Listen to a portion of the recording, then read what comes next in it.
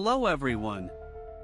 Today's shocking story uncovers how British-made weapons have contributed to the deaths of Palestinians in Gaza, sparking outrage and urgent calls for accountability. In January 2024, a bomb struck a villa in Gaza housing international doctors, including British nationals, working for medical aid for Palestinians. The attack left 2 staff injured and the building in ruins. The villa was a designated deconflicted site, meant to be protected under international law. Despite this, it was directly targeted, raising serious legal and ethical questions. A United Nations investigation suggested the airstrike involved UK-manufactured components, possibly a GBU-32, Mk-83, bomb delivered by an F-16 jet equipped with British systems. British defense giant BAE Systems supplies advanced missile launching kits and display systems for Israel's F-16s, which have played a central role in Gaza's bombardment. Human rights organizations have long warned about the UK's export of such components, but these warnings have largely been ignored by the British government. In September 2024, the UK finally suspended some F-16 component exports to Israel, citing a clear risk they could be used to violate international law. However, key exemptions remained, especially for F-35 fighter jet parts. The UK's involvement in arming Israel is not new. After Operation Cast Lead in 2009, British officials admitted UK-made components were used in Israeli F-16s during attacks on Gaza.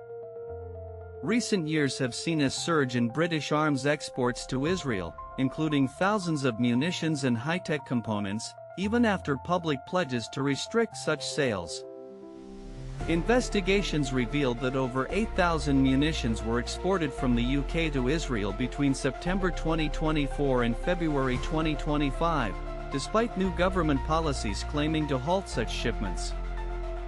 British intelligence support has also come under scrutiny.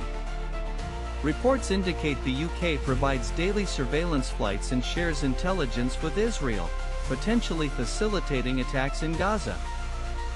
The UK's military relationship with Israel extends to importing Israeli-developed weapons, such as smart shooter rifle sights and Hermes drones, both tested in Gaza's conflict zones.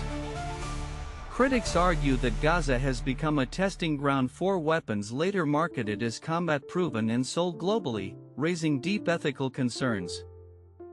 Legal experts warn the UK could be liable under international law if its arms or intelligence are used in war crimes or genocide.